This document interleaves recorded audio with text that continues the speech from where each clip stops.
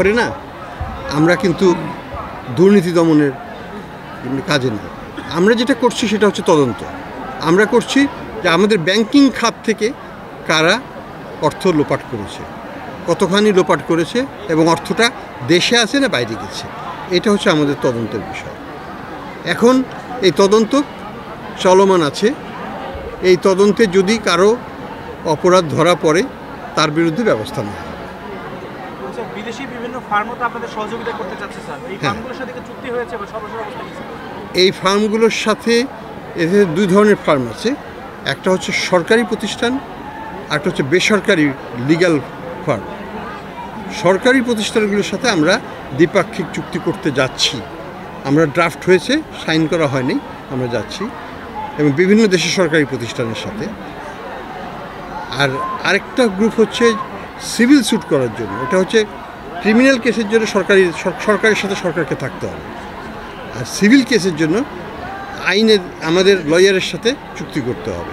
তো সেটাও আমরা করতে যাচ্ছি। আমরা প্রায় 25টা থেকে 30টা ল ফার্মের সাথে কথাবার্তা বলেছি, তারা তাদের প্রস্তাব দিয়েছে, আমরা সেগুলোকে রিভিউ করছি। আমরা হয়তো 1 মাস 2 মাসের মধ্যেই চুক্তি করে ফেলবো তাদের সাথে। বিদেশি বিভিন্ন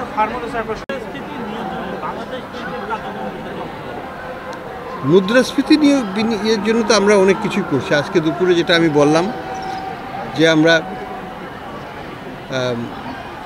চাহিদাকে কিছুটা কন্ট্রোল করার জন্য আমরা মনিটারি পলিসিকে টাইট করেছি, ফিসক্যাল পলিসিকে টাইট করেছি।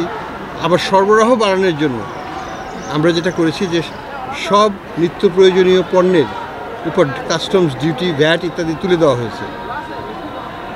কোনো ধরনের এলসি মার্জিন রাখা হয়নি, তুলে দেওয়া হয়েছে শূন্য। এবং সবাইকে বলা হয়েছে নিত্য প্রয়োজনীয় পণ্য আমদানির ক্ষেত্রে বিশেষ মনোযোগ দিয়ে ব্যাংকে এলসি খুলতে হবে। এর রেজাল্ট আমরা পেয়েছি।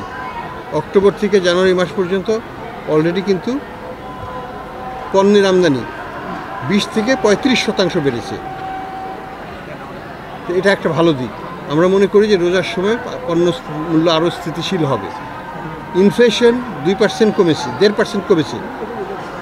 ডিসেম্বর মাসে অর্ধেক পার্সেন্ট কমেছে, জানুয়ারিতে 1%-এর উপর কমেছে। আমরা আশা করছি যে 7 থেকে 8% হয়ে যাবে জুনের মধ্যে, by the end of June. এবং এই বছরের শেষ নাগাদ এটা 5%-এর নিচে নেমে আসবে। এটাই আমাদের লক্ষ্য, এটাতে আমরা কাজ করছি, ইনশাল্লাহ ফল পাবো। স্যার, আমার